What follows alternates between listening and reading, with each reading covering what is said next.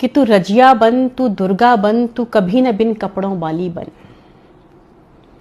तेरे बदन पे मरते लोग, तू उस बदन की रखवाली बन। तू हर घर की इज्जत और आन है, तू नहीं अय्याश मर्दों की शान है। तू पैसे पर मत नाच, तू पैसा बरसाने वाली देवी बन।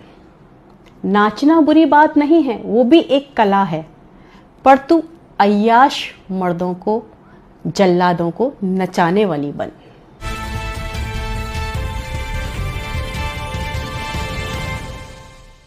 भारत की राजनीति में आखिर चल क्या रहा है? साथियों, बहुत सारी चीजें आजकल सामने आ रही हैं जिसको सुनकर देखकर रूह कांप जाती है। और खासकर महिलाओं के नेतृत्व की बात जब राजनीति में करें तो हम बहुत सारी चीजों को आज वर्तमान समय में देख रहे हैं। आज सोचने पर लोग मजबूर हो जाते हैं, क्या वो अपने घर की महिलाओं को राजनीति में प्रवेश कराएं या ना कराएं। लेकिन कहीं ना कहीं आंकड़े ऐसे निकल कर आ रहे हैं कि जब महिलाओं के साथ में बहुत तरह के अत्याचार, शोषण राजनीति में किए जा रहे हैं और एक कुर्सी को पाने के लिए आज साम दाम दंड भेद किस तरह से महिलाएं भी इस्तेमाल कर रही है, किसी से छुपा नहीं है। और उसका जीता जागता उदाहरण साथियों अभी महाराष्ट्र से जिस तरह से निकल कर आया, जो महिला आयोग की अध्यक्ष, जी हाँ, तमाम सोशल मीडिया पर वायरल हुई उनकी वीडियो से आप अंदाजा लगा सकते हैं कि आज महिलाएं राजनीति में जाने के लिए अपनी अस्मिता से भी किस तरह से खिलवाड़ करती नजर आती हैं। जहां एक तरफ भारत में नारियों को देवी की संज्ञा दी जाती है, दुर्गा की संज्ञा दी जाती है और भी न जाने किन किन तरह की संज्ञाओं से भारत देश की महिलाओं को नवाजा जाता है, लेकिन वहीं पर हम देख रहे हैं कि वर्तमान समय में आज ऐसी महिलाएं भी है जिन्होंने महिला अस्मिता को बिल्कुल धराशाही कर दिया है और उसको एक तरह से कह सकते हैं कि पुरुषों के अधीन लाकर उनकी हवस का शिकार बनाने के लिए आज एक पहचान के रूप में स्थापित कर दिया है। तो शर्म आती है इस तरह की महिलाओं पर, क्योंकि अक्सर लोग उंगली उठाते हैं कि एक पुरुष के चरित्रहीन हुए बिना एक महिला चरित्रहीन नहीं हो सकती। लेकिन साथियों, ये भी सत्य है कि एक महिला के चरित्रहीन हुए बिना एक पुरुष चरित्रहीन नहीं हो सकता। और जीता जागता उदाहरण आप महाराष्ट्र की घटना से देख सकते हैं। तमाम ऐसी घटनाएं भारत देश में घट रही हैं। ये तो कुछ ऐसी घटनाएं जो आपके सामने वीडियो के माध्यम से निकलकर आती हैं, लेकिन कहीं ना कहीं आज भी सत्ता के गलियारों में कुछ इस तरह की मानसिकता और कुछ इस तरह का खेल आज पनप रहा है। और साथियों, एक कॉलेज की संचालिका साफ साफ बता रही है कि आज राजनीति में जो प्रवेश होता है वो महिलाओं का नेताओं के बिस्तर से होता है। तो आप पूरी ये वीडियो सुनिए। और इस वीडियो से मैं बिल्कुल कोई वास्ता नहीं रखती हूँ, ये इस महिला के निजी विचार है। आप खुद सुनिए कि किस तरह से महिला ने एक तरह से जो राजनीतिक खेल है उसका पूरा का पूरा चिट्ठा यहाँ पर खोल दिया है। और ऐसी तमाम घटनाएं साथियों आपके बीच में समय समय पर आ रही हैं। तो इसलिए आपसे ये भी अपील करूंगी, अगर महिलाओं को राजनीति में भेज रहे हो तो अपने बलबूते पर भेजिए और इन महिलाओं को चरित्रवान बनाइए और इन महिलाओं को सशक्त बनाइए और इन महिलाओं को इतना भी सिखाइए, अगर कोई इनके साथ में किसी भी तरह की एट्रोसिटी करता है, कोई इनके साथ में किसी भी तरह का छेड़छाड़ करता है, तो इनको अपनी आवाज को बुलंद करना पड़ेगा। ना कि ये तो और लोगों को भी कहीं ना कहीं मनोबल गिराकर कहां से कहां तक पहुंच रही हैं। लेकिन साथियों, जब कहते हैं ना कि सत्ता सामने आता है तो फिर इसी तरह की महिलाएं मुंह भी नहीं दिखा पाती, जिस तरह से महाराष्ट्र की घटना में हुआ है। तो आप खुद सुनिए जिस तरह से ये मैडम बता रही है कि जो राजनीति में महिलाओं की एंट्री होती है वो नेताओं के बिस्तर से होती है। कहा जाता है कि राजनीति में महिलाओं का रास्ता नेताओं के बिस्तर से होकर निकलता है। ये बिल्कुल सच बात है। और आज मैं बहुत सारे खुलासे करूंगी, अपने जीवन से रिलेटेड भी करूंगी। और अभी जो मधु किश्वर हैं वो आरोप लगा रही हैं, मोदी नामा जिन्होंने लिखी है, उनकी बायोग्राफी लिखी है। जो जिसकी बायोग्राफी लिखता है तो उसकी पर्सनल लाइफ के बारे में, उसके अंदर तक बहुत सारी चीज़ों के बारे में उसको पता होता है। तो आज वो इस बात को खुलासे कर रही हैं कि ऐसा है, तो मैं समझती हूँ कुछ न कुछ सच ही होगा उसमें, गलत तो वो नहीं बोलेंगी। और उनके साहस को भी प्रणाम करती हूँ कि इतना बड़ा साहस उन्होंने किया। पर पता नहीं वो इतनी लेट क्यों बता रही हैं, कोई मजबूरी रही होगी उनकी। मैं 2009-10 में जब अपने स्कूल और कॉलेज चलाया करती थी, तो जब कभी सिटी में कोई प्रोग्राम होता था, कोई आया है, तो मुझे वक्ता के तौर पर लेक्चर देने के लिए बुलाया जाता था। एक बार महिला दिवस का कार्यक्रम था, मंत्री भी आए हुए थे और मुझे मुख्य वक्ता के तौर पर वहां बुलाया था। मैं वहां गई, मैंने अपना लेक्चर दिया।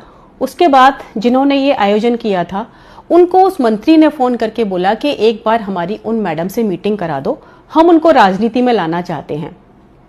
उन्होंने मुझे कहा कि मैडम वो आपसे मिलना चाहते हैं। मैंने कहा मेरी राजनीति में कोई दिलचस्पी नहीं है। तो उन्होंने कहा कि अच्छे लोग नहीं आएंगे तो कैसे बात बनेगी। मैं गई, बात की और उन्होंने मुझे राजनीति में एंट्री कराई और एक अच्छा पद दिया। मैं 1 साल ही टिक पाई वहां पर, क्योंकि जो अंदर के हालात थे, जो अंदर औरतों की स्थिति थी, वो देखकर मेरा मन पूरी तरीके से खराब हो गया। और ये सच बात है कि 90% महिलाएं जो है इसी रास्ते से होकर वहां पहुंचती हैं। 10% महिलाएं सिर्फ वो हैं जो कि या तो बहुत पॉलिटिकल बैकग्राउंड से आई हुई होती हैं मजबूत, या फिर जनता का उनके पास इतना बड़ा समर्थन होता है तब वो वहां पहुंचती हैं। 1 साल में मैंने देखा, मैं नीचे से लेकर ऊपर तक हर नेता से मिली, लेकिन सबका एक ही चीज, give and take, give and take. आपके पास क्या है देने के लिए? काबिलियत नहीं चाहिए किसी को आपकी भाई। महिला पार्टी ऑफिस में एक बार 2 महिलाएं बात कर रही हैं, दोनों पार्षद हैं, एक को टिकट दे दिया, दूसरे को नहीं दिया। जिसको नहीं दिया वो कह रही है कि और क्या करूं, सब तो कपड़े खोल दिए, सब तो दे दिया, फिर भी टिकट नहीं दी। ये सुनकर मैं सन्न रह गई। हमने कहा कि आप इस बलबूते पर राजनीति में आएंगी? तो उन्होंने मुझे कहा कि तुम क्या सोचती हो, तुम अपनी काबिलियत के दम पे ऊपर पहुंचोगी? और उनकी बात सच साबित निकली। मैं जहां कहीं भी जाऊं मुझसे सिर्फ एक ही डिमांड हो। हमने कहा ये तो मेरे बस की बात कभी नहीं है भाई, ऐसी राजनीति को प्रणाम करती हूँ भाई, रखो अपने पास। और मैंने 1 साल के बाद वो राजनीति छोड़ दी, लेकिन 1 साल में मैंने बहुत कुछ अंदर गंदगी देखी। और ये हर पार्टी का हाल है, कोई पार्टी दूध की धुली नहीं है। लेकिन ये सच बात है कि जो धर्म ध्वजा का इतना बड़ा काम कर रही है ना, जितनी धर्माधिकारी उतनी बड़ी व्यभिचारी। उनका सिर्फ एक चेहरा है, अंदर बहुत गंदगी है सबके। मेरा कॉलेज का काम था, और कॉलेज का काम यहाँ जो गवर्नर थे उस समय पे, अब वो नहीं है, कल्याण सिंह, उनसे मैं मिली उस कॉलेज के काम के लिए। उन्होंने तो सीधा मुझसे एकदम से, जैसे कहते हैं कि ना, ये दो और ये लो। हमने कहा ये क्या तरीका है भाई? और उन्होंने मेरा काम नहीं किया। जब मैंने मना कर दिया कि मैं ये तो नहीं कर पाऊंगी कैसे भी, तो उन्होंने मेरे कॉलेज में 10 कमियां निकाल दी। अब मुझे पता था कि ये नहीं चलने देंगे। आखिरकार मैंने वो कॉलेज बंद कर दिया। तो ये यहाँ की एक सड़ी हुई राजनीति का हिस्सा है।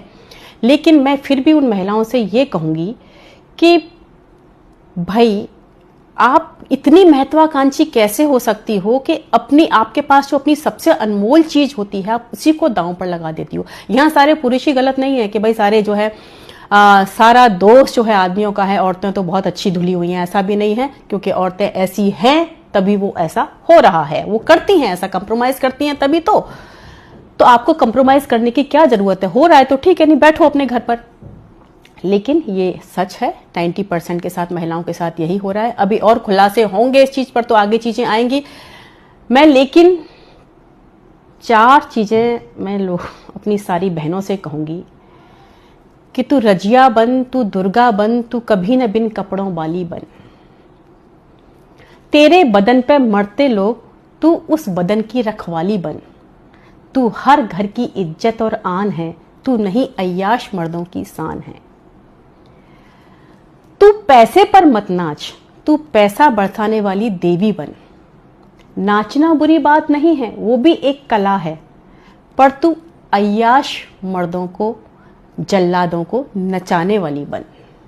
तो साथियों, आप सबने पूरा वीडियो देखा, पूरे वीडियो को देखकर, सुनकर, समझकर आप चौंक गए होंगे। और बहुत सारे लोग तो बड़ा इसको साधारण तरीके से देख रहे होंगे, कह रहे होंगे कि कौन सी नई बात है, ये तो आए दिन होती रहती है। बिल्कुल सही बात है, आए दिन होती रहती है। लेकिन साथियों, हम एक सभ्य व नैतिक समाज का निर्माण तभी कर पाएंगे जब इस तरह की घटनाओं को हम रोक पाएंगे और समाज में जो एक असली धर्म है, क्योंकि धर्म लोगों ने समझा ही नहीं। धर्म एक तरह से सांप्रदायिकता को समझ लिया, झंडे उठाने को समझ लिया, जय जयकार करने को समझ लिया। लेकिन धर्म की जो सही डेफिनेशन है कि हमें सभी गलत कामों से बचना चाहिए, हमें अच्छे सभी काम करने चाहिए और अच्छे और बीच के भेद को समझना चाहिए, ये सही मायने में धर्म है। लेकिन इस धर्म को किसी ने नहीं समझा और आज निजी तौर पर अपने लाभ पाने के लिए किस तरह से महिलाएं किस हद तक चली जाती हैं, और महाराष्ट्र की महिला आयोग की अध्यक्ष की घटना से आप समझ सकते हैं। तो साथियों, मैं चाहूंगी आप इस वीडियो को लाइक करें, शेयर करें और कमेंट करके अपनी प्रतिक्रिया जरूर दें।